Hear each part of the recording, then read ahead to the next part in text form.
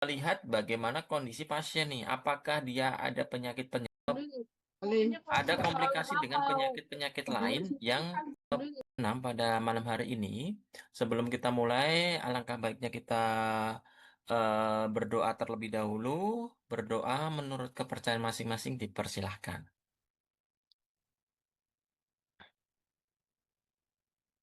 Ya, selesai. Oke, teman-teman, di pertemuan ke-6 ini bahasan kita cukup berat ya, yaitu kita akan membahas materi yaitu terkait sistem kardiovaskular. Nah, sistem kardiovaskuler ini merupakan salah satu materi yang cukup kompleks ya. Jadi penyakit kardiovaskuler ini biasanya saling berkaitan dengan penyakit-penyakit lain. Ya, bisa jadi atau sering sering terjadi adalah eh, ada komplikasi dengan penyakit-penyakit lain yang menyebabkan terapinya ini agak cukup banyak. Ya, jadi terapi dari penyakit kardiovaskular ini melihat bagaimana kondisi pasien nih, apakah dia ada penyakit penyerta atau tidak. Nah, nah, apa saja nih yang bisa kita pelajari tentang sistem kardiovaskuler? Banyak ya. Yang sering itu adalah terkait hipertensi ya. Kemudian ada terkait dislipidemia. Oke, kemudian terkait gangguan pada jantung. Ya. Kemudian juga bisa terkait penyakit Angina termasuk ya, Kak? stroke ya, dan penyakit-penyakit yang lain juga banyak ya. Ini gambaran saja ada beberapa penyakit yang bisa kita pelajari. Nah, di malam hari ini kita akan mempelajari terkait eh, gangguan jantung salah satunya ya, yaitu adalah eh, bukan gangguan jantung sih, lebih tepatnya ke gangguan ini apa namanya sumbatan ya, sumbatan di pembuluh darah. Yaitu terkait yang namanya angina salah satunya. Ada angina ya. Kemudian angina ini dibagi lagi menjadi dua teman-teman. Ya, angina stabil ya dan non stabil atau yang apa namanya yang sudah eh, lebih berat gitu ya kondisinya. Nah, kemudian ada lagi ya selain angina yaitu ACS, yaitu Acute Coronary Syndrome ya atau penyakit jantung koroner. Nah, itu nanti kita akan bahas dua penyakit ini ya beserta dengan terapinya, beserta dengan kondisi pasiennya apakah dia ada komplikasi ya. Kemudian juga terkait obat-obatannya, efek samping dan lain sebagainya. Ya, nanti kita bahas di malam hari ini. Nah, yang kedua apa namanya materi tambahan ya terkait vaksin. Ya, nanti kita akan lihat juga apa saja jenis vaksinnya, kemudian kapan jadwal pemberiannya, ya, dan bagaimana nih kalau misal ketika ataupun sudah setelah divaksin ada kondisi-kondisi khusus itu harus bagaimana ya. Nanti kita akan bahas ya. Oke, langsung saja kita membahas ke materi yang pertama teman-teman, yaitu terkait yang namanya IHD, Ischemic Heart Disease. Ya, salah satunya adalah angina tadi ya. Nah, kita bahas dulu perbedaan nih, teman-teman. Tadi saya menyampaikan bahwa ada yang namanya ACS, ada yang namanya IHD atau Ischemic Heart Disease. Nah, bedanya apa? Atau saya bahas dulu persamaannya ya. Nah, kedua penyakit ini antara IHD maupun ACS, nah, ini sama-sama penyakit yang terjadi karena adanya sumbatan. Nah, adanya sumbatan di mana? Di pembuluh darah. Nah, ya. Kemudian nih, coba teman-teman lihat di gambar A, teman-teman, ya. Di gambar A ini diibaratkan ya pembuluh darah ya normal, ya pembuluh darah normal, yang mana pembuluh darah normal ini saluran pembuluh darahnya ini bersih, tidak ada sumbatan. Jadi ibaratnya kalau ada darah yang mengalir melewati pembuluh darah yang digambar A ini, maka alirannya akan lancar. 100% akan lancar. Gitu ya. Nah, sedangkan yang di gambar B, nah, di gambar B ini sudah masuk ke dalam penyakit yang namanya chronic stabil angina atau angina stabil. Nah, bedanya apa antara gambar A dan B? Ya, di mana gambar B ini sudah ada yang namanya sumbatan, ya, berupa lipid, berupa plak lemak.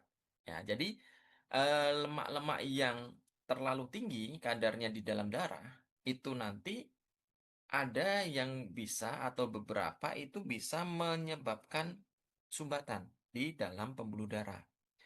Nah, di mana kalau kondisinya adalah terjadi angina stabil, maka plak atau lemak yang menyumbat ini dia akan stabil. Ya, tidak mudah pecah, tidak mudah robek, tidak mudah terkelupas. Jadi ya stabil gitu aja, tapi tetap menyumbat. Sehingga alirannya yang awalnya di gambar A itu 100%, nah, misal di gambar B tinggal 70% katakanlah. Karena 30%-nya terhambat oleh sumbatan plak tadi. Nah, untuk penyakit angina stabil, ini masuknya ke dalam kategori penyakit yang namanya IHD atau ischemic heart disease. Ya, jadi itu merupakan suatu kondisi yang mana pembuluh darah itu terbentuk sumbatan. Ya, pembuluh darah itu mengecil salurannya karena adanya sumbatan, sehingga aliran darah menuju ke jantung itu juga akan menurun. Menurunnya aliran darah menuju jantung karena adanya sumbatan tadi, itu akan menyebabkan jantung kekurangan oksigen. Karena aliran darahnya ke jantung, darah yang membawa oksigen ke jantung itu berkurang. Nah, akibatnya apa ketika jantung itu kekurangan oksigen? Nah, padahal sel-sel yang ada di jantung itu semuanya butuh oksigen, ya, untuk sebagai ibaratnya sebagai bahan bakar untuk aktivitas. Nah, kalau aliran darah menuju jantung yang mana darahnya itu mengandung oksigen itu berkurang alirannya, maka tidak semua sel yang ada di jantung itu mendapatkan oksigen yang cukup. Ya. Sehingga apa? Sehingga tanda dan gejalanya itu pasti mengalami yang namanya nyeri dada. Ya. Itu namanya angina, teman-teman. Angina stabil. Jadi nyerinya ya nyeri dadanya tidak setiap saat, hanya kondisi-kondisi tertentu saja. Cuma kalau sudah pasien itu mengalami nyeri dada, ya, dan didiagnosa angina stabil, maka dia harus waspada, ya. Dia memiliki faktor resiko tinggi untuk terjadinya yang namanya ACS. Ya. Nah, nah, ACS itu apa? Nah, ACS sebenarnya sama-sama kekurangan oksigen juga di jantung. Karena adanya sumbatan juga. Aliran darah menuju jantungnya juga terhambat karena adanya sumbatan. Cuma bedanya, ya, kalau ACS, nah, di sini kalau digambar, ini mulai digambar yang C ini, teman-teman. Nah, C, D, E, F ini sudah ACS semua. Ya. Jadi, mulai gambar C, ya tadi ya, sumbatannya lemaknya ini bertambah besar. Ya, lemaknya bertambah besar sumbatannya. Dan lemak yang menyumbat ini, dia itu mudah robek, mudah lepas. Ketika lemaknya ini robek dan lepas, itu akan membuat, ya, pembuluh darah yang ada ya di sekitar lemak tersebut itu juga akan tergores, akan terkelupas. Sehingga menyebabkan apa? Terjadinya yang namanya pendarahan. Nah, ketika di dalam pembuluh darah terjadi pendarahan, respon alami tubuh ketika terjadi pendarahan, itu pasti tubuh akan mengirimkan yang namanya platelet. Nah, fungsi dari platelet apa? Fungsinya adalah untuk membekukan darah. Ya, ya. Sebenarnya respon normalnya nggak salah nih, ya. Jadi ketika ada pendarahan, ya harus direspon cepat dengan mengeluarkan platelet. Untuk apa? Untuk menghentikan pendarahan, membekukan pendarahan. Nah, nah, ini prosesnya berjalan normal seperti biasanya. Ada pendarahan, dibekukan nih oleh agen-agen platelet. Nah, tetapi karena terjadinya di dalam pembuluh darah, yang mana itu tempatnya terbatas dan kecil, ya. Jadi gumpalan darah yang terbentuk akibat adanya mekanisme pembekuan darah oleh platelet lama-lama akan semakin membesar. Yang awalnya satu ya menggerombol menjadi dua sampai seterusnya ya hingga akhirnya membentuk suatu gumpalan darah yang membeku itu semakin besar. Nah, gumpalan darah yang terbentuk itu namanya trombus. Ya. Jadi trombusnya ini terbentuk ya, yang mana lama-kelamaan dia semakin besar, kemudian akan menyebabkan penyumbatan juga. Jadi sumbatannya ada dua. Yang pertama oleh plak atau lemak, yang kedua karena adanya bekuan darah, yaitu disebabkan karena terbentuknya trombus. Sehingga nih aliran di dalam pembuluh darahnya mungkin tinggal 10%. Yang awalnya 100% ya, kemudian tersumbat jadi 70%, kemudian sampai tinggal 10%. Nah, ini kan yang menyebabkan eh, darah itu tidak dapat mengalir sempurna atau tidak dapat mencapai jantung itu secara maksimal. Nah, kemudian apa yang terjadi ya tadi sel-sel jantung yang membutuhkan oksigen sebagai bahan bakar untuk aktivitasnya tidak dapat terpenuhi. Akibatnya apa? Lama-kelamaan sel-sel yang tidak mendapatkan asupan cukup oksigen akan mati. Nah, sel yang mati itu adalah sel yang ada di jantung. Bayangkan, ya. Jadi ketika sel jantung ini nekrosis atau mati, ya, maka fungsi jantung juga akan menurun. Nah, gejala dari ACS ini nyeri dadanya agak lebih lama daripada si IHD. ACS itu nyeri dadanya minimal 20 menit.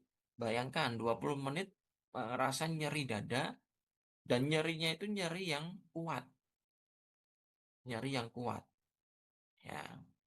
Nah, ACS itu nanti dibagi menjadi beberapa eh, apa namanya kategori gitu ya.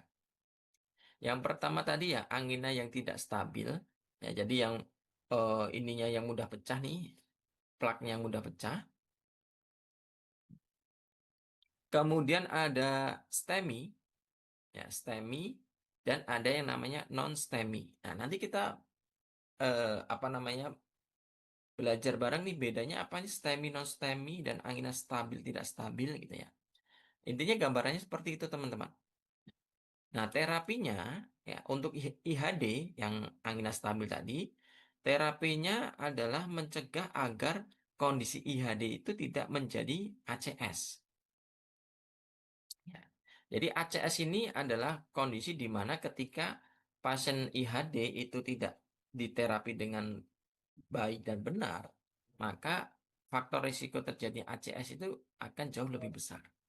Nah, maka kalau pasien itu baru dikategorikan dia IHD, ya kalau bisa diterapi, diobati ya semaksimal mungkin ya agar Enak CPU. pasien tidak mengalami yang namanya ACS tadi. Seperti itu. Nah, sedangkan kalau pasien sudah mengalami ACS, maka untuk jangka pendeknya itu bagaimana caranya kita bisa merestorasi. Ya, merestorasi itu gimana caranya kita mencari alternatif bagaimana aliran darah ke jantung ini bisa normal lagi, bisa lancar lagi. Ya, ada dua cara nih secara umum ya. Yang pertama adalah diencerkan darahnya. Yang kedua dihancurkan sumbatannya. Nah, yang biasa dilakukan itu coba deh diencerkan dulu darahnya.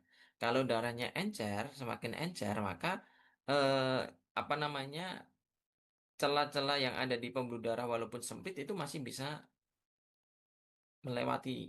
Ya, cuma kalau ingin menghancurkan sumbatannya, nah ini sumbatannya berupa apa dulu nih?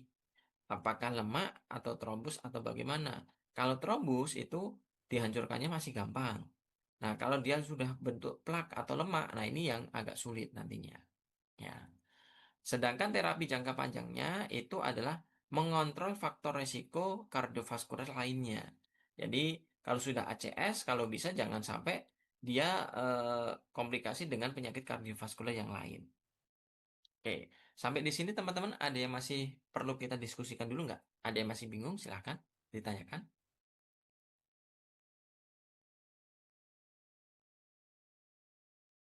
Bagaimana? Ada gambaran nggak nih, teman-teman?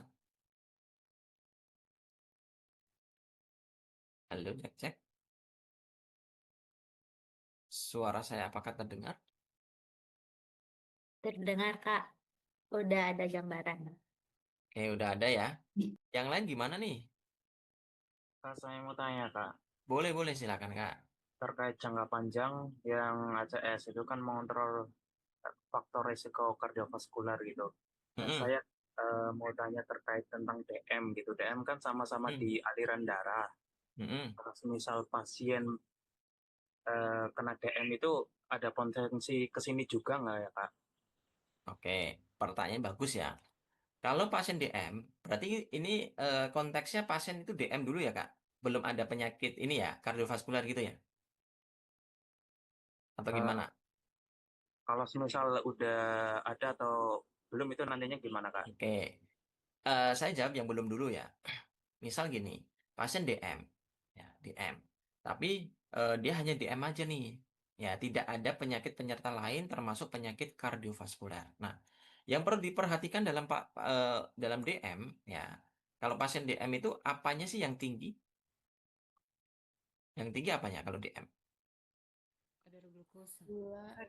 Kadar glukosanya. Ya, kadar gula darahnya, gula darah ya GD, gula darah ya itu dia tinggi pasien DM ya, kadar gula darahnya tinggi. Nah, teman-teman bisa bayangkan nih, misal teman-teman mau membuat sebuah membuat es teh, ya. Membuat teh manis aja teh gitu ya. Teman-teman membuat teh di satu gelas, sama-sama nih.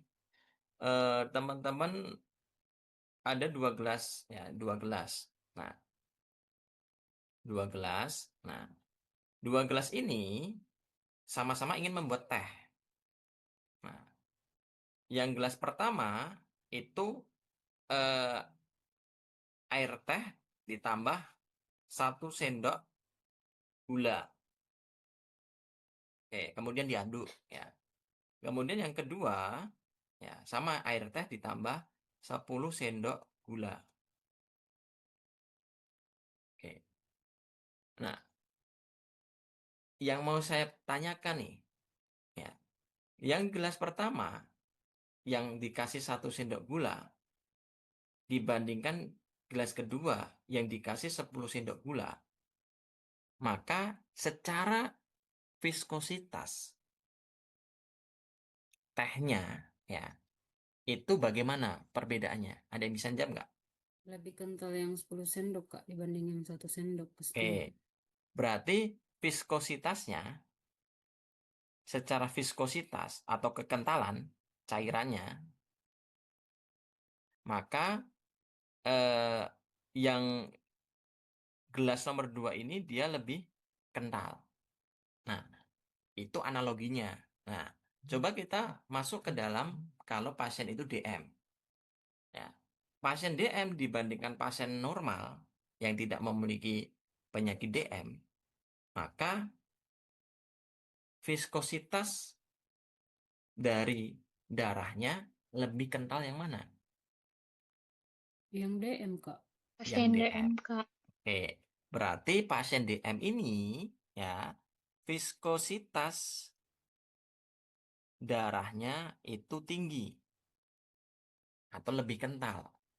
Nah, sehingga ketika pasien DM kadar gula darahnya tidak dikontrol, ya bisa bisa memperbaiki pola hidup, memperbaiki pola makan, menggunakan obat-obatan dan lain sebagainya. Intinya untuk mengontrol biar kadar gula darahnya turun.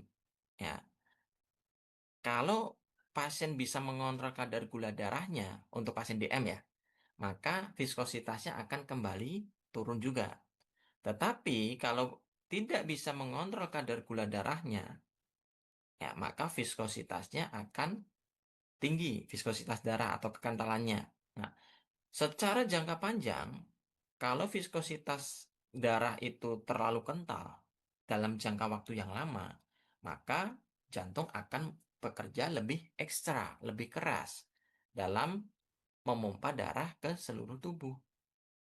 Ya, sehingga apa? Bisa jadi ya jangka panjangnya pasien DM yang tidak terkontrol itu memiliki faktor resiko mengalami cardiovascular disease.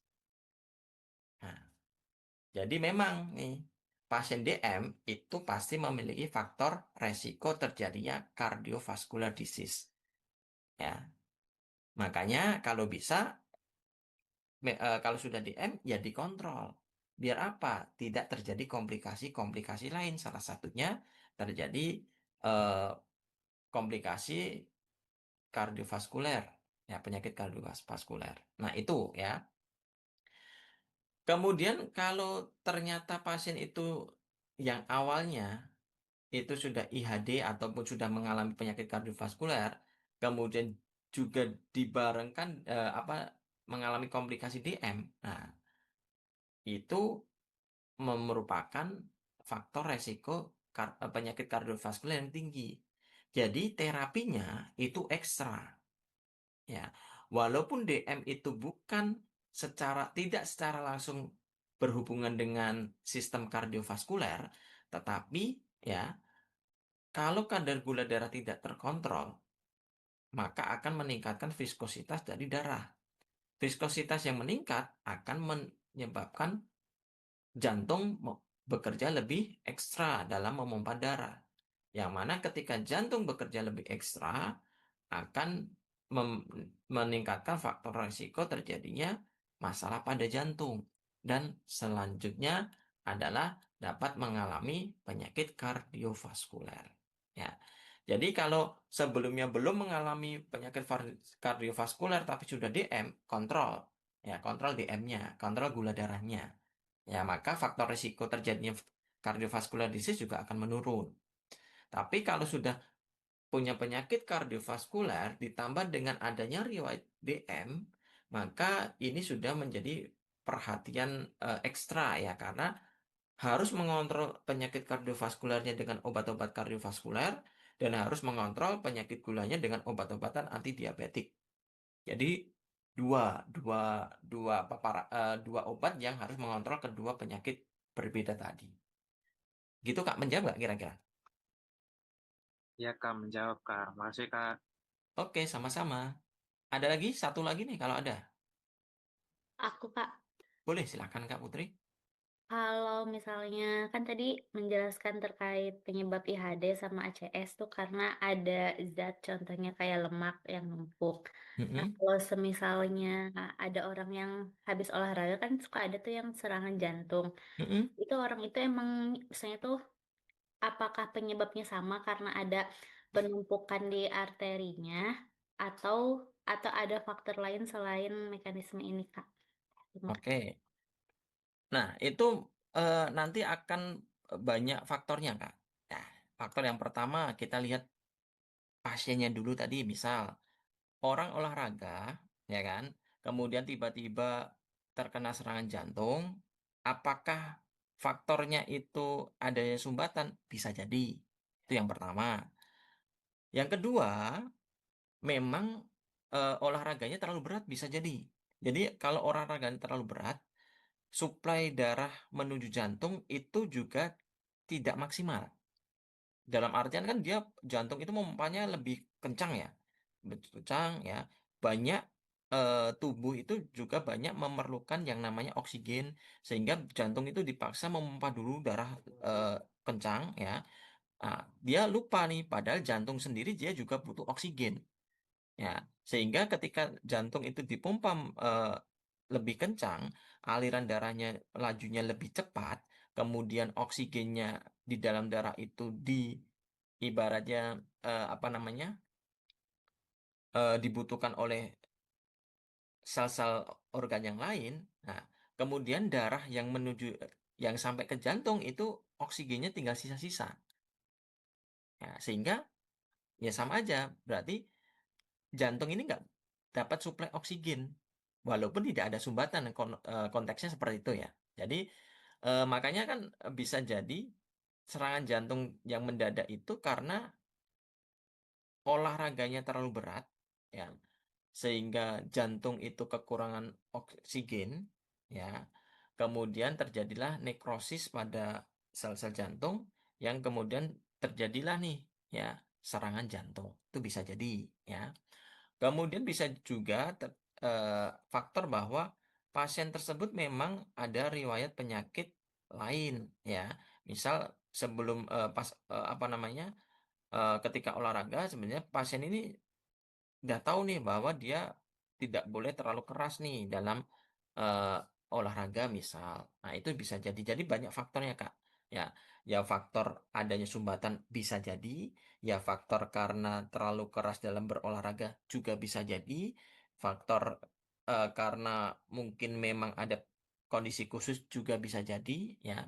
Jadi faktornya banyak nantinya, tergantung orangnya. Tapi semua faktor itu bisa jadi memungkinkan gitu, Kak. Menjawab nggak kira-kira?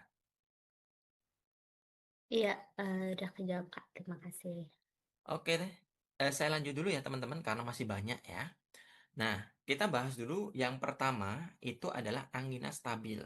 Nah, ingat, angina stabil itu tadi masuk ke IHD ya. Nah, angina stabil tadi IHD masuk ke IHD yang mana sudah terjadi gejala berupa nyeri dada ya. Sehingga terapi medisnya ya itu setidaknya membutuhkan satu obat yang berfungsi sebagai pereda angina atau iskemi. Jadi pereda yang nyeri dadanya tadi. Plus obat untuk pencegahan. Nah, ini kita lihat di bagannya yang kanan ini, teman-teman. Nah, jadi ketika terjadi angina stabil, maka yang pertama kita perlu obat pereda angina dulu. Yang kedua, ditambahkan obat untuk pencegahan. Nah, obat pereda anginanya apa? Ada first line dan ada second line. Nah, first line-nya atau lini pertamanya yaitu adalah obat golongan nitrat yang kerja cepat. Nah, ketika terjadi nyeri dada, maka kita perlu pereda angina yang kerjanya cepat. Sehingga kita perlu golongan nitrat yang kerja cepat. Nah, itu untuk obat lini pertamanya. Ya. Nah, kemudian ya bisa saja nih nitrat yang kerja cepat tadi bisa ditambahkan nih. Jadi obat tambahannya ya bisa ditambahkan beta blocker atau penyekat beta atau CCB ya, calcium channel blocker kalau terjadi laju jantungnya menurun. Nah, jadi ini beberapa pertimbangan ya pada beberapa kondisi tambahan pasiennya. Nah, kalau terjadi penurunan laju jantung atau denyut jantung, maka bisa tambahkan CCB. Ya. Kemudian apa namanya? Untuk obat lini kedua, nah, lini kedua itu yang ivabradin, nitrat kerja panjang, nikorandil, ranolazin, dan trimetazidin. Nah, ini obat-obat lini kedua, teman-teman. Ya, obat-obat lini kedua. Nah, jadi kita pilih dulu obat lini pertama dulu. Ya, obat lini pertama yaitu golongan nitrat kerja pendek, kerja cepat. Oh, ya. Nah, itu untuk pereda anginannya. Kita fokus ke lini pertama dulu, baru kalau tidak bisa diganti ke lini kedua, ya. Kemudian untuk obat pencegahannya, ya, itu bisa diberikan aspirin, diberikan statin, ya, bisa juga diberikan S inhibitor atau ARB apabila pasien ada peningkatan tekanan darah. Nah, jadi tergantung kondisi pasiennya nih, ya. Jadi kalau kita melihat kelas terapi yang anti angina atau anti iskemi tadi adalah obat-obat yang golongan pereda angina ini, ya. Ada nitrat kerja pendek atau cepat tadi, ya. Kemudian ada nitrat yang kerja panjang, ya. Ada beta blocker, CCP, ivabradin, nikorandil, trimetazidin. Nah, ini adalah obat-obat pereda angina semua.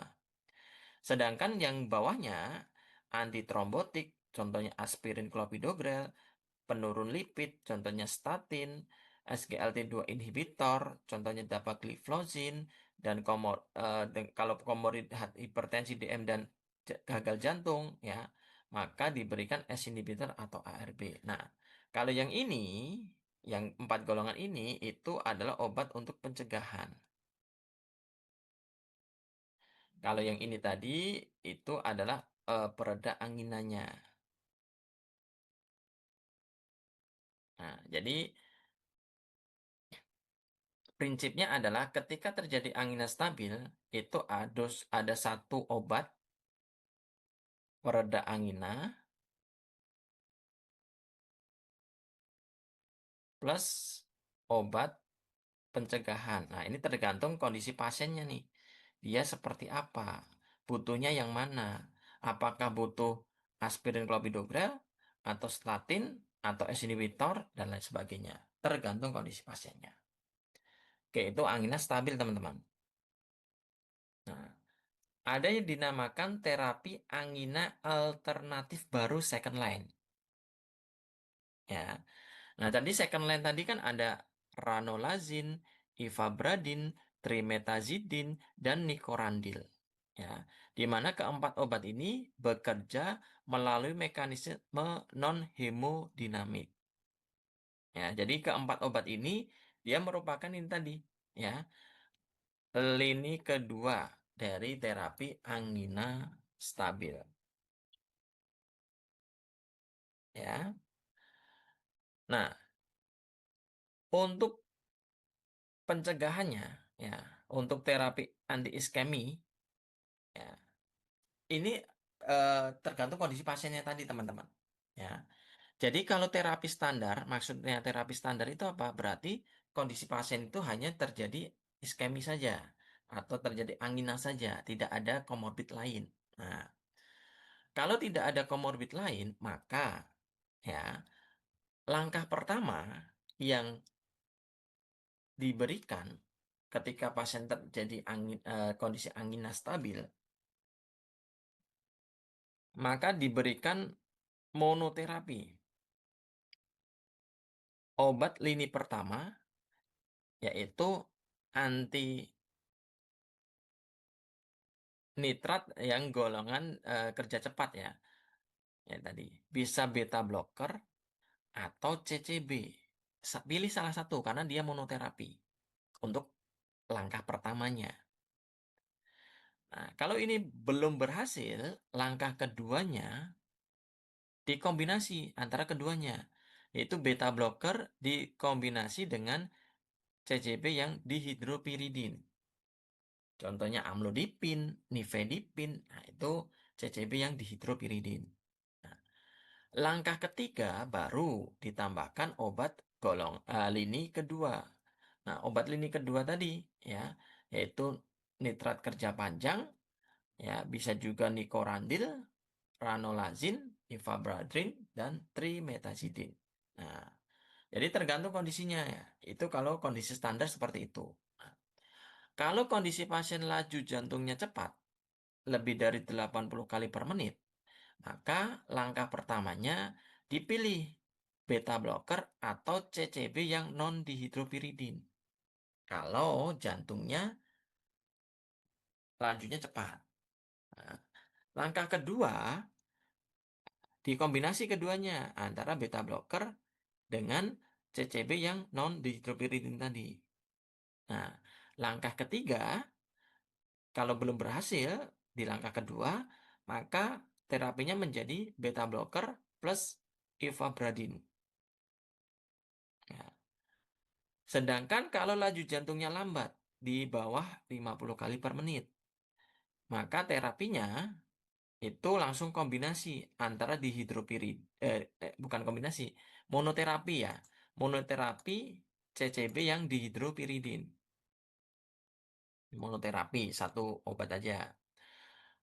Kalau monoterapi CCB yang dihidropiridin nggak bisa, langkah kedua ganti menjadi LAN ya.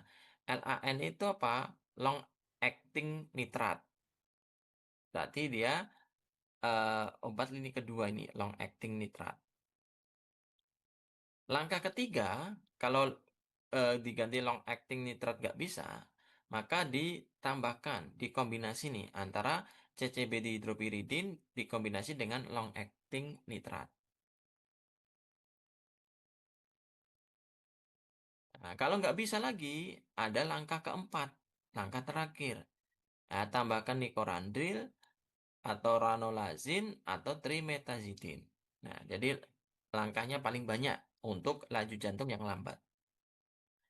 Kemudian kalau pasien itu mengalami disfungsi ventrikel kiri atau gagal jantung, maka langkah pertama kalau pasien itu juga mengalami angina, first line-nya diberikan beta blocker.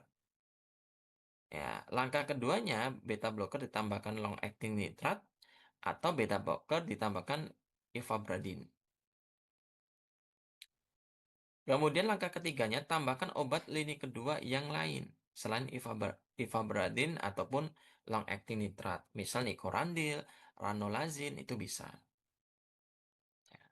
Dan yang terakhir kalau pasien mengalami tekanan darah rendah, maka untuk terapinya itu adalah dosis kecil dari beta blocker ditambah atau dosis kecil dari CCP yang dihidropiridin. Nah, kalau nggak berhasil, ganti ke langkah 2. Ganti menjadi ivabradrin, ranolazin, atau trimetazidin. Kemudian langkah terakhir, langkah 3, kombinasi 2 obat, lini kedua. Nah, jadi apa yang saya sampaikan tadi teman-teman? Jadi kardiovaskular ini cukup kompleks karena satu penyakit itu terapinya bisa berbeda-beda tergantung dari kondisi pasiennya. Ya, ada nggak dia komorbid yang lain? Ada nggak dia kondisi khusus? Nah, itu akan berbeda terapinya. Oke, sampai di sini teman-teman, adakah yang mau kita diskusikan dulu? Saya Kak mau bertanya. Boleh, silakan Kak. Saya mau bertanya yang bagian laju jantung tidak lebih dari 50 kali per menit atau yang jantung lambat. Di sini tadi yang enggak Kak, di bagian ini ya, bagian sini saja. Ini yang langkah ketiga keempat. Ini kan yang untuk langkah ketiga itu kan dia pakai DHP, CCB dan LAN. Di sini kan langkah 4 katanya ditambahkan. Nicorandil, dan lain-lain. Ini salah satunya dipilih, Kak, dikombinasi dengan yang di langkah ketiga, Kak, maksudnya nih, Kak. Ya, kalau ditambahkan ini berarti ditambahkan, Kak. Berarti Berarti nanti kombinasi. ya berarti terapi langkah ketiga itu ditambahkan nicorandil atau ranolazin atau trimetazidin. Jadi terapinya menjadi kombinasi 3 obat. Enggak. Yang maksud saya, Kak, Mm-mm, kan tadi langkah ketiganya itu DHP, CCB, mm-mm, ditambah LAN. Itu untuk langkah ketiga. Terus kan di sini mm-mm, dia cuma ada langkah keempat. Di yang jantung lambat itu dia punya langkah keempat, beda dengan yang lain, tidak ada. mm-mm. Nah, terus katanya di sini untuk langkah 4 itu ditambahkan nicorandil. Jadi di langkah 4 itu dia sudah tidak ambil yang pengobatan yang di langkah ketiga, Kakak. Tetap, Kak. Langkah ketiga tetap. Jadi obat di langkah ketiga yaitu Mm-mm. CCB dihidropiridin plus long acting nitrat tetap dipakai untuk langkah keempat.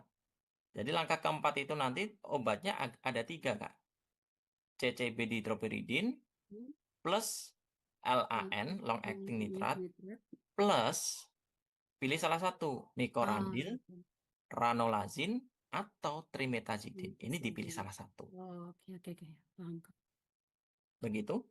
Iya, begitu tadi. Saya tadi di sini agak pusing maksudnya. Jadi Ya, iya, sudah paham. yang dimaksud seperti itu. Jadi langkah ketiga tetap, cuma langkah keempat ditambahkan salah satu obat dari langkah keempat ini. Tapi acuannya langkah ketiga ini tetap dipakai, gitu, nggak diganti, kan ditambahkan, gitu Kak. Oh iya, Kak. Paham. Terima kasih, Kak. Oke, sama-sama Kak. Ada lagi teman-teman yang masih bingung? Silahkan, Kak, mau nanya, boleh silahkan. ini untuk obat pencegahan ini harus selalu diminum ya Kak sama penderitanya, kayak nggak boleh putus atau gimana gitu. Harus selalu diminum kah? Oke, sudah? Ya. Oke. Nah, apakah obat ini dia harus rutin, jangka panjang, ataukah boleh diminum ketika bergejala saja? Begitu ya Kak maksudnya? Iya Kak. Ya. Oke. Nah, perlu diperhatikan gini teman-teman, bahwa yang namanya angina, ya kita balik dulu ke penyakitnya ya, angina. Angina tadi penyebabnya apa nih? Adanya Sumbatan. sumbatan, hambatan, ya berupa plak ataupun yang lainnya. Nah, hambatan atau sumbatan tadi menyebabkan aliran darah menuju ke jantung itu akan berkurang, yang menyebabkan nyeri dada atau angina tadi. Nah, yang menjadi pertanyaannya, kalau sudah pasien itu ditetapkan, katakanlah nih, oh dia angina, ya, kemudian menggunakan terapi standar ini, katakanlah ya, contoh terapi standar, dia udah masuk ke langkah kedua, misal nih, nah, apakah obat di langkah kedua yang diminum oleh pasien tadi itu harus diminum seterusnya atau boleh saat bergejala? Ya, jawabannya seterusnya. Ya, ya asalkan nanti tetap tetap dimonitoring dan evaluasi. Nah, ini sama seperti ketika pasien itu mengalami hipertensi, pasien mengalami diabetes mellitus, pasien mengalami penyakit yang lain, ya. Intinya ini juga merupakan penyakit kronis, Kak. Ya, sehingga terapinya adalah terapi jangka panjang. Maka di dalam terapi jangka panjang itu ada yang namanya monitoring dan evaluasi. Misal dilakukan setiap bulan sekali, katakanlah. Nah, yang menjadi penyebab utamanya tadi kan adanya sumbatan nih, berupa lipid, ya, plak ataupun yang lainnya. Nah, yang harus kita lakukan itu ya kalau bisa menghilangkan sumbatan tersebut. Nah, tapi yang menjadi masalah kalau sudah terjadi sumbatan di dalam pembuluh darah, itu untuk menghilangkannya tidak mudah, tidak cepat, ya, butuh waktu, butuh proses. Nah, jadi selama proses dan lain sebagainya itu, maka terapi yang sudah diberikan kepada pasien itu diminum secara kontinu, ya, secara kontinu. Nah, kalau hanya diminum ketika bergejala saja, padahal penyebab utamanya sumbatannya itu masih, ya, pasti akan selalu bergejala. Nah, makanya ada yang namanya terapi pencegahan. Ya, ketika ada gejala, oke kita berikan nitrat yang kerja cepat atau kerja pendek untuk bisa menangani gejala akutnya. Tapi untuk mencegah gejala susulan, maka kita harus melakukan terapi pencegahan. Ya, dengan cara memberikan apa? Ya, terapi ini salah satunya. Oh, kalau pasien itu sudah melakukan terapi standar di langkah 2, maka terapi di langkah 2 itu ya tetap diberikan. Sambil kita monitoring, evaluasi kondisinya seperti apa. Ya, jadi ini sama-sama penyakit kronis yang mana terapinya harus diminum secara kontinu. Gitu, Kak? Menjawab nggak kira-kira? Menjawab, Kak. Terima kasih. Ya, sama-sama. Satu lagi teman-teman kalau ada. Kak, boleh saya bertanya lagi, Kak? Oke, boleh, silakan. Kak, mau Kak bertanya, kalau itu yang Mhm. kira-kira kalau nama penyakitnya yang kadang orang tiba-tiba serangan jantung ringan, Kak, yang lama janunya jangkanya. Ya, gimana Kak? Bisa diulang? Maaf. Apa nama penyakit kalau misalnya Kak, kita tiba-tiba kayak sakit sakit dada tapi di bagian jantung, kayak Hmm. ketekan begitu. Tapi dia Nyeri durasinya cuma dada. lambat, Kak. Cuma Nyeri lambat, dada. nanti lama-lama Nyeri dia. dada maksudnya. Iya, dari dada. Jadi nanti durasinya Mhm. cukup cepat, tapi nanti Mhm. setelah itu aman kembali. Aman. Ya, Mm. itu namanya angina stabil Kak, yang kita bahas sekarang. Kalau keseringan begitu, Kak, tidak ada jika potensinya dia bisa ke angina non stabil. Bisa saja. Kalau memang awalnya memang tahapannya angina stabil dulu. Yang ini tadi gambarnya ya. Nah, ini. Jadi awalnya angina stabil dulu di gambar yang B. Ya, ini B. Nah, ini gejalanya gimana? Kadang nyeri, ya. Nyerinya itu nggak lama, cuma nyeri kadang, ya. Kemudian hilang, kemudian beberapa waktu lagi nyeri lagi, kemudian hilang. Nah, kemungkinan ini terjadi angina stabil karena adanya eh, hambatan, kemudian menyebabkan aliran darah menuju jantung itu berkurang, sehingga jantung tidak mendapatkan suplai oksigen yang cukup, ya, menyebabkan kondisi nyeri tadi. Tapi nyerinya cuma sebentar. Nah, itu namanya angina stabil. Nah, apakah angina stabil itu bisa ke angina tidak stabil? Ya bisa. Emang ininya prosesnya seperti itu. Jadi dari angina stabil ini harus sudah hati-hati, harus waspada, ya. Berarti ada yang minimal adalah gaya hidup yang harus dirubah. Apa sih yang menyebabkan kondisi tersebut? Oh, mungkin makanannya yang masih belum dijaga. Oh, mungkin olahraganya yang kurang. Oh, mungkin karena ada faktor keturunan. Nah, dari beberapa faktor tadi, mana sih yang mungkin terjadi pada pasien tersebut? Mana sih yang harus dirubah? Nah, itu harusnya bisa dirubah di kondisi ini, ya, di angina stabil ini. Tetapi pada kenyataannya, untuk penyakit kardiovaskular ini adalah penyakit silent killer, ya. Jadi penyakit yang biasanya apa namanya bergejala itu sudah parah gitu kondisinya. Nah, kalau bisa bisa mendeteksi secara dini itu akan jauh lebih baik. Kita bisa waspada, kita bisa mengantisipasi, kita bisa merubah apa yang perlu dirubah, itu bagus. Tapi kalau bergejala itu sudah di fase yang berat, nah itu yang akan sulit. Nah, biasanya untuk penyakit kardiovaskular itu kondisinya seperti itu, ya. Nah, jadi gitu Kak, itu namanya angina stabil, itu merupakan faktor resiko terjadinya angina tidak stabil atau ACS dan bisa menyebabkan kondisi yang lebih buruk lagi. Menjawab nggak kira-kira Kak? Oh iya Kak. Oh jadi misalnya kalau keseringan jadi itu kan katanya tadi dia ada Mm-mm. potensi ke yang non stabil. Jadi kalau Ya, yang masih stabil Kak mungkin kayak terapinya itu dia pola hidup deh. Mungkin jangan langsung kayak langsung pengobatan obat-obat dikonsumsi. Lebih ke gaya hidup dulu diperbaiki. bisa Begitu Kak? ini Kak. Tata laksana pola hidup, kontrol faktor resiko, dan lain sebagainya. Jadi nggak mesti harus obat. Cuma Oh iya. ketika baru bergejala dan itu butuh obat, ya dikasih pereda angina. Gitu. Nah, untuk terapi pencegahan selanjutnya di jangka yang akan datang, nggak selalu harus obat. Bisa dulu terapi non-farmakologi, tata laksana pola hidup, kontrol faktor resiko yang terjadi, ya, dan lain sebagainya. Baru nanti kalau ini nggak bisa, turun lagi, diberikan terapi obat. Seperti itu, Kak. Baik, Kak. Menjawab, Kak? Iya, iya terjawab, Kak. Terima kasih. Oke.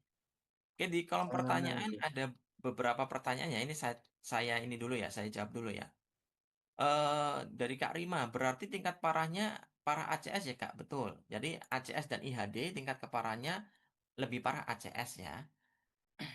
Kemudian dari Kak Lia Beta, kepanjangan BB itu beta blocker ya, udah dijawab oleh Kak Nadia. Kemudian DHP itu dihidropiridin, jadi CCB dihidropiridin maksudnya seperti itu. Oke, sudah terjawab semua ya? Kak, saya mau tanya bentar, boleh Kak? Boleh, boleh. Silakan Ya di Kak. sini buat pemastian aja itu yang Mm, penyekat beta itu beta blocker maksudnya ya Kak. betul. Terus yang maksud dari CCB laju jantung rendah itu gimana tadi ya Kak? Oke. Jadi, ketika kondisi pasien itu memiliki kondisi laju jantungnya yang rendah, ya, terjadi laju jantungnya menurun, terapinya itu pilih salah satu antara beta blocker atau CCB. Nah, itu sudah dianu di sini tadi, Kak. Nah, ini di sini ketika laju jantungnya rendah tadi, ya, itu bisa CCB, CCB yang utama.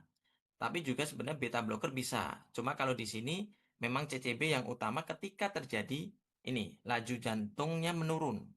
Tuh. Oh berarti Jadi ketika kalau CCB-nya pakai CCB yang DHP gitu ya Kak? ya betul. Jadi kalau laju jantungnya pasien turun, terjadi serangan angina dan dengan laju jantung turun, maka terapinya CCB yang dihidropiridin. Nih, gitu Kak. Oh ya oke. Berarti beta blocker atau CCB yang DHP cuma lebih direkomendasikan yang CCB DHP gitu ya maksudnya Kak? Betul, betul yang di HP ya. Oh ya oke Kak, makasih Kak. Oke, sama-sama. Oke, saya lanjut ya teman-teman. Ini tadi baru ini ya, apa namanya, angina stabil ya. Nah, kita masuk ke tahapan lebih parahnya lagi. Kalau angina stabil tadi kan IHD, ischemic heart disease ya. Nah, kondisi lebih parahnya lagi itu ada acute coronary syndrome. Ya. Nah, acute coronary syndrome itu ada yang namanya NSTEMI dan ada yang namanya STEMI. Ya, bedanya apa? Bedanya ada di EKG-nya, di EKG jantungnya. Ya, kalau NSTEMI itu berarti di fase ST-nya, ya, di EKG jantung itu ada ST, PQRST gitu. Ya, ada denyutnya itu ada di segmen S dan T, itu ada tidak apa namanya? Ada masalah di segmen ST-nya, intinya gitu ya. Saya nggak bisa jelasin kalau nggak ada gambarnya sebenarnya ya. Ini kebetulan nggak ada gambarnya ya. Jadi di segmen ST-nya ya, itu ada masalah intinya itu tidak normal ya. Sedangkan untuk STEMI ya nggak ada hubungannya dengan segmen ST. Cuma kondisi STEMI ini kondisi paling parah. Nah, kalau diurutkan dari tingkat derajat keparahan ya berarti tadi ada IHD yaitu angina stabil, kemudian ACS yang non-STEMI, dan yang paling parah adalah ACS STEMI. Ya, jadi kondisinya itu. Ya. Nah, tadi kita review sebentar dulu ya tadi. Untuk IHD yang angina stabil tadi, terapinya ketika terjadi serangan nyeri, nyeri dada ya, maka diberikan terapi pereda angina. Ya, ketika baru serangan, terapinya adalah menggunakan nitrat yang short acting. Ya, nitrat short acting yang kerja cepat. Nah, nitrat yang kerja cepat itu biasanya diminumnya secara sublingual di bawah lidah. Itu kerjanya cepat. Ya. Nah, untuk terapi pengontrolnya biar anginannya itu tidak eh, apa namanya tidak kambuh terus-menerus, maka bisa diberikan beta blocker atau CCB, ya. Salah satu nih, ini monoterapi, langkah 1 ya. Atau langkah 2, kombinasi antara beta blocker dan CCB yang dihidropiridin. Nah, ini untuk yang standar. Ya, standar itu berarti tidak ada penyakit penyerta. Yang ini maksudnya. Ya, yang terapi standar. Ya.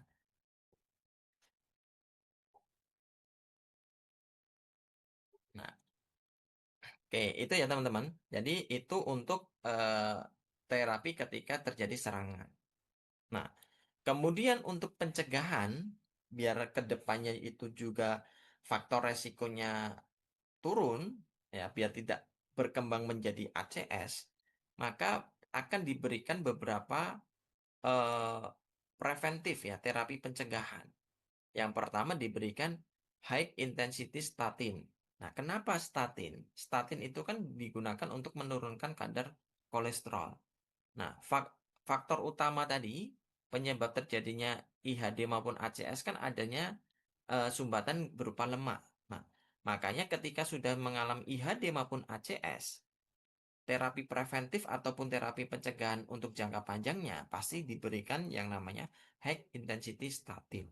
Jadi untuk menurunkan kadar kolesterol di dalam darah sehingga akan menurunkan faktor resiko terbentuknya plak atau sumbatan lemak yang baru, atau juga bisa menurunkan faktor resiko terjadinya tingkat keparahannya lebih parah, menyebabkan sumbatan yang lebih parah gitu ya kalau sudah ada sumbatan, ya.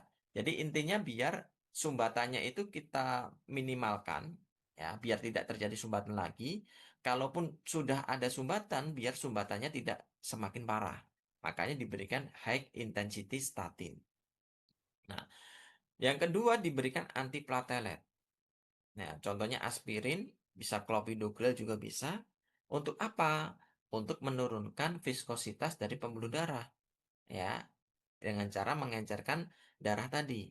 Jadi kalau sudah terjadi sumbatan, ya, dan darahnya itu viskositasnya tinggi atau kental, maka suplai ke jantungnya juga akan terhambat juga, ya. Sehingga ketika sudah ada sumbatan, entah itu pada kondisi IHD maupun ACS, maka kita berikan antiplatelet itu untuk mengencerkan darah. Harapannya ketika darahnya encer atau viskositasnya rendah, si darah tadi bisa melewati sumbatan yang ada sehingga suplai atau aliran darah menuju jantung itu akan tidak terlalu terganggu ya, atau bisa lebih maksimal lah walaupun ada sumbatan seperti itu. Ya. Kemudian bisa diberikan beta blocker atau CCB juga, ya. Kemudian berikan ACE inhibitor atau ARB atau SGLT2 tergantung kondisinya. Kalau dia ada komorbid hipertensi, ya berikan ACE inhibitor atau ARB. Kalau ada komorbid diabetes mellitus, obat yang paling direkomendasikan itu adalah golongan SGLT2. Nah, jadi ini tadi yang saya bahas itu adalah terapi dari IHD atau yang angina stabil tadi, teman-teman, secara keseluruhan. Nah, sekarang kita akan belajar membandingkan terapi yang ACS nih sekarang. Nah, ya, ACS tadi kan ada dua ya, STEMI, NSTEMI, dan STEMI. Nah, pada kondisi keduanya, entah itu STEMI maupun non-STEMI, maka first line hal ataupun langkah pertama yang harus kita berikan pada pasien itu berupa terapi MONA. Ada yang tahu kepanjangan dari MONA, teman-teman? Ini singkatan nih, MONA itu apa? Morfin, oksigen, nitrogliserin, aspirin. Ya, MONA. M-nya itu morfin, O-nya itu oksigen, N-nya itu adalah nitrat. Ya, golongan nitrat salah satunya nitrogliserin. A-nya itu adalah apa? aspilat atau antiplatelet juga bisa. Ya. Nah, intinya pada kondisi ACS, entah STEMI maupun non-STEMI, itu diberikan MONA dulu. Kenapa? Kondisi ACS itu pasti yang pertama nyeri dada. Nah, nyeri dada itu ya apa namanya? Terapi utamanya kan nitrat yang kerja pendek ya. Untuk nyeri dadanya. Nah, kalau diberikan nitrat ini masih terasa nyeri, ditambahkan morfin. Ini juga untuk sebagai pereda nyeri, ya, nyeri yang berat, ya.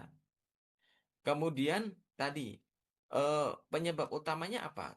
Penyebab utamanya kan adanya sumbatan sehingga oksigen di dalam ke jantung itu kurang, maka diberikan oksigen, ya. Untuk apa? Meningkatkan suplai oksigen, ya, biar eh, apa namanya, membantu untuk mengalirkan oksigen ke seluruh tubuh juga. Jadi biar tubuh itu dibantu suplai oksigen lewat alat yang mengandung lewat ventilator, bukan ventilator ya, bisa ventilator ataupun selang oksigen biasa, ya, untuk meningkatkan kadar oksigen di dalam darah, ya. Dan aspilat ini untuk pengencer darah. Nah, jadi MONA ini digunakan untuk pertolongan pertama, ya. Nah, kondisi ACS ini kan bisa terjadi di mana saja ya. Misal terjadi di rumah, di tempat umum, di kantor, di tempat olahraga, dan lain sebagainya. Nah, ketika terjadinya ini tidak di dalam fasilitas pelayanan kesehatan, misal tidak di rumah sakit gitu ya, maka perlu yang namanya waktu untuk mengantar pasien dari tempat kejadian menuju rumah sakit. Nah, dalam waktu mengantar tadi, ya, misal dari rumah ke rumah sakit, itu kan perlu waktu kan. Maka selama perjalanan diberikan pertolongan pertama dulu, yaitu berupa MONA. Ya, biasanya di ambulan itu ada morfin, ada oksigen, ada nitrat, ada aspilat pasti juga ada.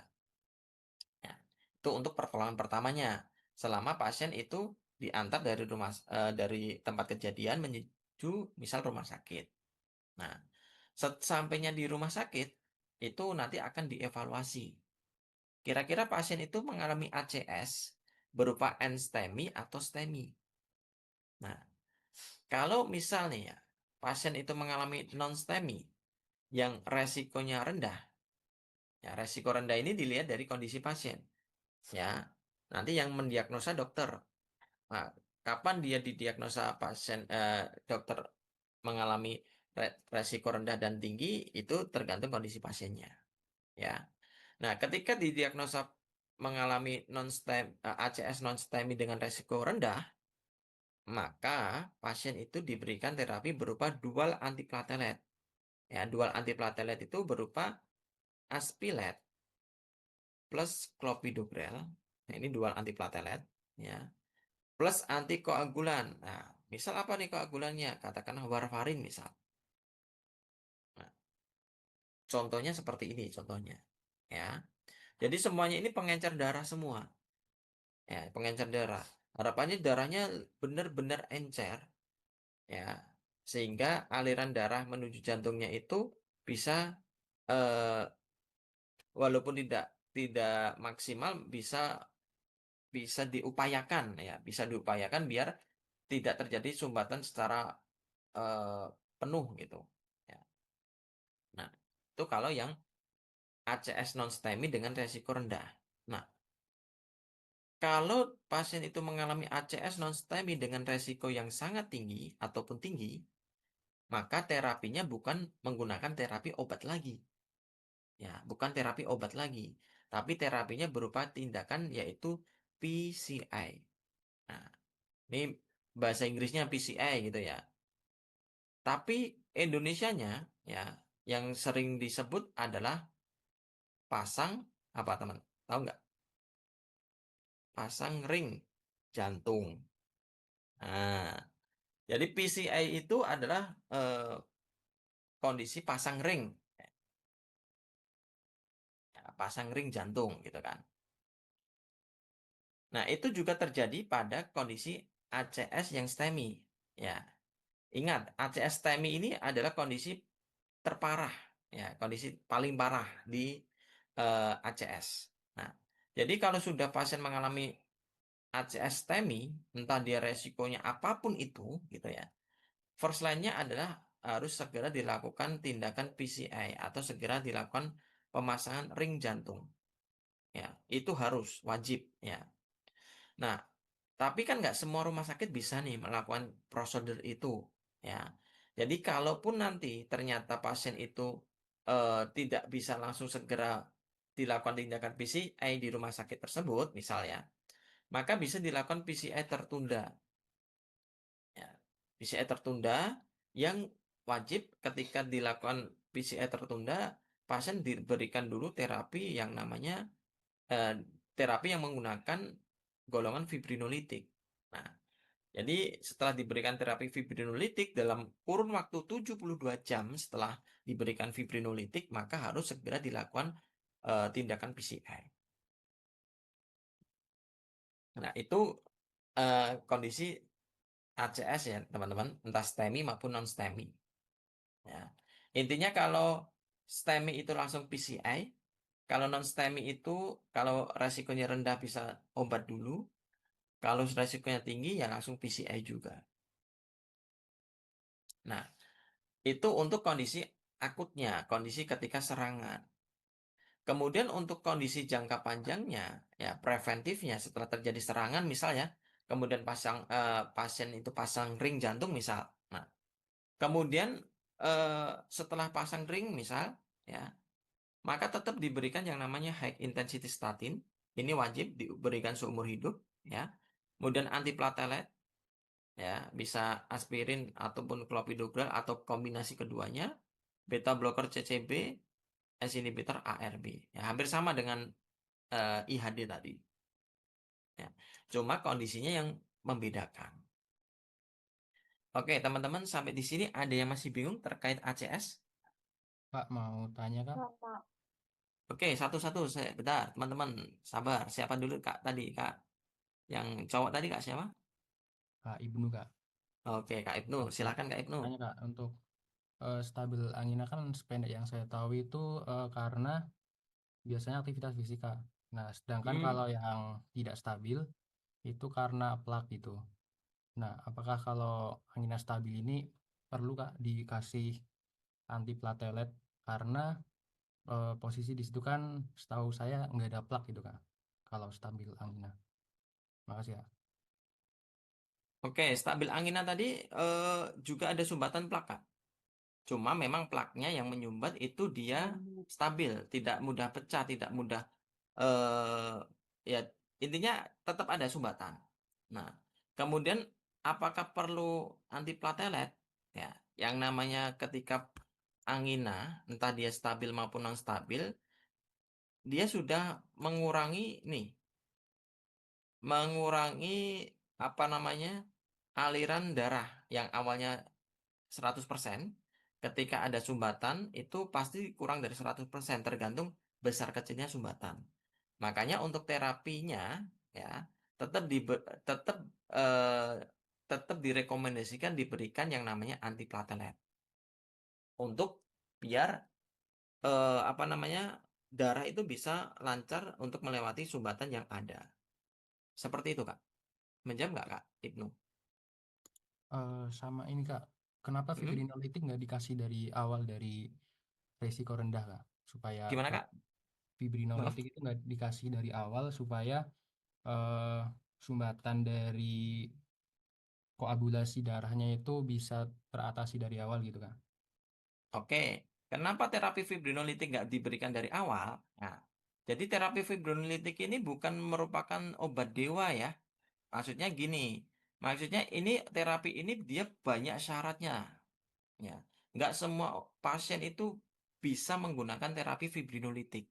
Dia juga punya efek samping, resiko efek samping yang besar. Nah, jadi terapi fibrinolitik ini nggak sembarangan pasien dan nggak semua kondisi bisa digunakan terapi fibrinolitik kan.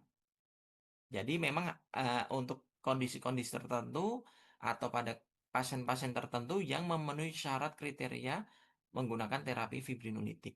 Jadi bukan terapi yang bisa digunakan di kondisi apapun gitu. Nah, intinya ada kondisi tertentu yang baru bisa menggunakan terapi fibrinolitik, Kak. Gitu. Jawabannya itu, Kak. Jadi nggak sembarangan, intinya itu. Oh, oke, Kak. Makasih, Kak. Ya, sama-sama. Oke, ada lagi? Saya Kak mau tanya. Oke, silakan, Kak. Mungkin ada beberapa pertanyaan Kak. Boleh, silakan satu-satu Yang dulu. pertama Kak, saya mau tanya, itu PCA kan tentang pasang ring itu lewat operasi Kakak? Operasi, operasi apa ya? Operasi kecil, nggak pembedahan, nggak? Oh enggak sampai Mm, pembedahannya nggak. gitu ya. Oke, Terus saya mau tanya Kak, lanjut terapi dulu ya. fibrinolitik itu dia Mm. seperti apa Kak tentang pemberian obat terapinya fibrinolitik? Fibrinolitik itu terapi pemberian obat juga, Kak. Dia Oh, ada obatnya. golongan fibrinolitik. Nah, golongan fibrinolitik itu contohnya alteplase. Pernah dengar alteplase? Tidak Kak. Nah, a- ada obat yang namanya alteplase. Alteplase itu golongan fibrinolitik yang mana obat tersebut, nah itu fungsinya adalah untuk menghancurkan menghancurkan gumpalan darah yang sudah terbentuk sehingga gumpalan darah tadi yang membentuk trombus tadi itu dihancurkan sehingga kalau ada sumbatan pembuluh darah yang tersumbat karena trombus itu bisa dihancurkan oleh fibrinolitik.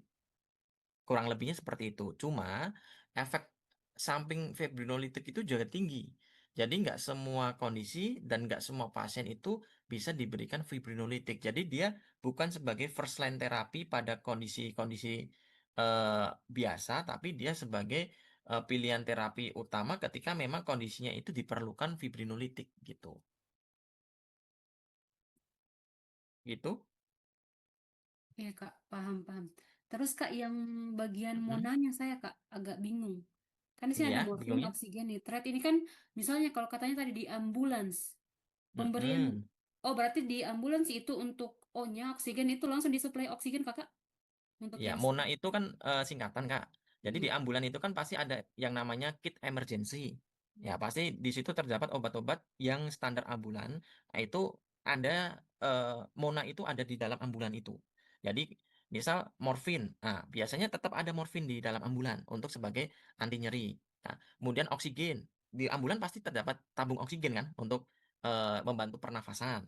Kemudian nitrat itu pasti juga ada. Nitrat kalaupun nggak ada bisa beli di apotek pun ada gitu kan. Kemudian aspilet atau antiplatelet itu juga pasti ada. Jadi itu nama terapinya, Kak. Nama terapinya morfin, oksigen, nitrat, aspilet. Terus Kak, ya maaf, Mm-mm, terus kalau yang kayak morfin, nitrat, aspirat itu kan sejenis obat. Terus pemberiannya dia mm-mm. oral atau injeksi? Yang mana? Yang morfin, nitrat